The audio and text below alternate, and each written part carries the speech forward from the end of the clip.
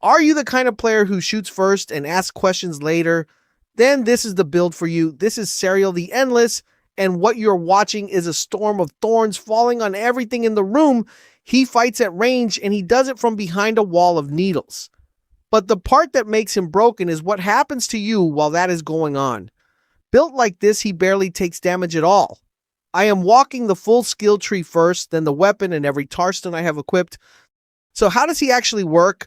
Sariel has an ability called Exodus of Thorns, and the entire build is wrapped around it. He fires a burst of thorns up into the sky, and they rain straight back down onto whatever you are targeting. The second piece is a mechanic called Pain, which is that gray section of your health bar. Damage you take gets turned into pain rather than actually killing you, and then you scrub the pain off again by hurting things. That is the loop, and it is genuinely hard to die inside it. Now for the tree, Sariel runs on 40 skill points, and I have every one of them spent. I am not throwing the whole board at you in one shot. We are going node by node so you can see what each one actually does. 5 of these are maxed out, and they carry the build. There is a 6th I genuinely could not afford, and I will come back to it.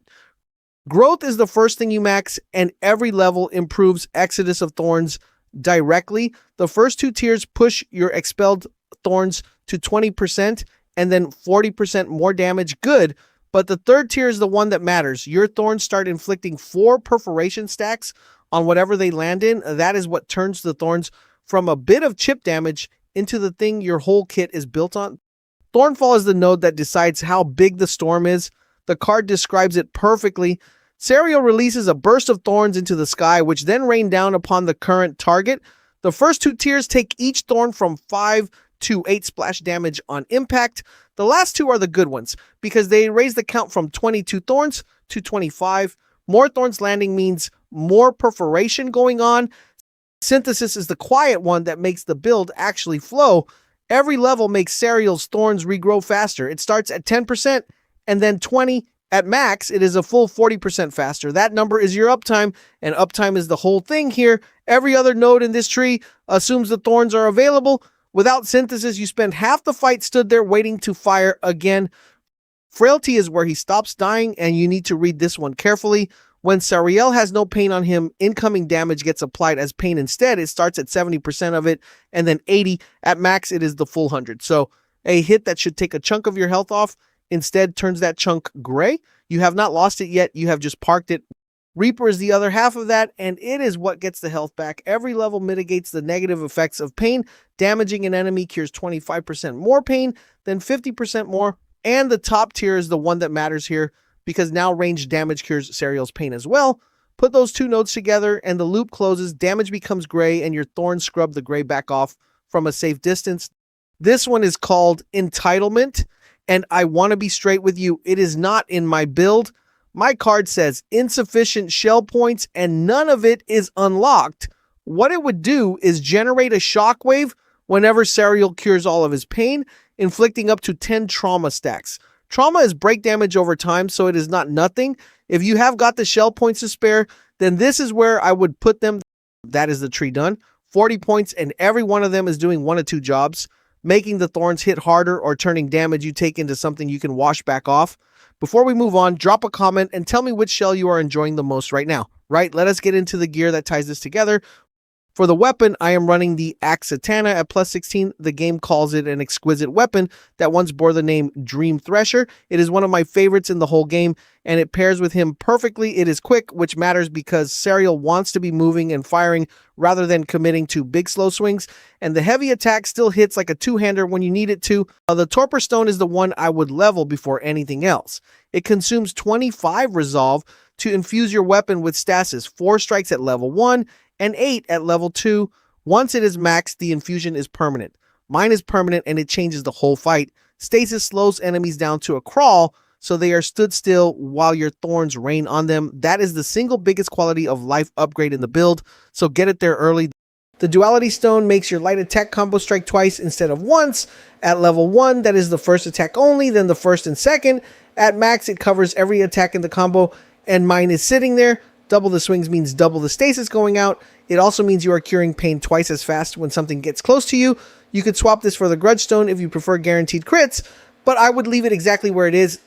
The last weapon stone is the Hexapod core. 60 resolve carves through enemies with a rapid run of strikes, and every strike grants 3 warp stacks. Warp increases your weapon attack speed, so the ability is quietly speeding you up while it runs.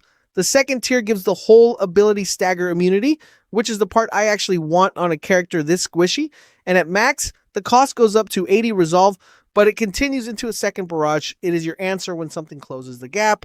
The sidearm is the Salvaged Trebuchaxe, and the game describes it as surprisingly sophisticated for a device that fires axes. It is absurd, and it hits hard.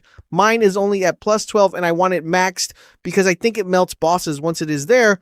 One honest warning though, like the Thorns, it lobs things upwards, so indoors and under low ceilings, your shots can hit the roof instead of the target.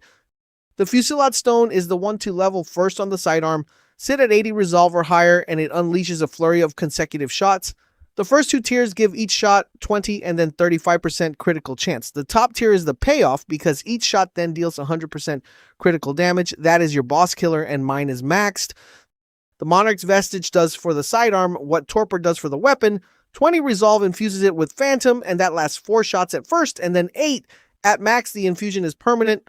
Phantom builds up splash damage and then staggers whatever it is on when it expires, so your axes land and the stacks build.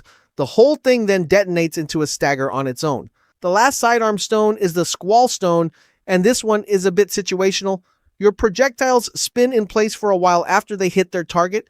At max, they spin for 5 seconds and keep dealing 11% of the original damage the whole time. When the target stands still, it is excellent.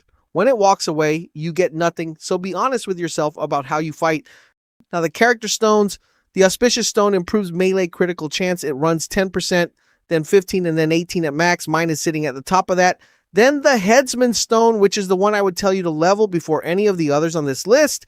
It runs 50% extra critical damage and then 80. At max, it is a full 100%. That is the biggest single damage number available to you anywhere in this setup. The Shattering stone triggers on a kill and buffs your next melee attack. It starts at 20% extra stagger damage and climbs to 30. At max, it is 50. Chain a few kills and you are staggering everything you touch. And then the Bulwark stone, which also triggers on a kill, 25% damage reduction for 2 seconds at first, climbing to 70% for 4 seconds at max. Now you might think he does not need that, but your thorns do not always land on every enemy in a crowd, and this covers the ones they missed. Swap it if you want more damage, and there it is on screen. The whole thing in one place, 40 points spent with the Axatana and the Salvaged Trebuchaxe and 10 tarstones behind them. Get Torpor to permanent and the Headsman stone leveled, and the rest falls into place around them. And if you are wondering about the skin he is wearing, that one comes out of the tarstones as well. Let me know down in the comments what you would change about this. Thanks for watching, everybody, and I will catch you on the next one.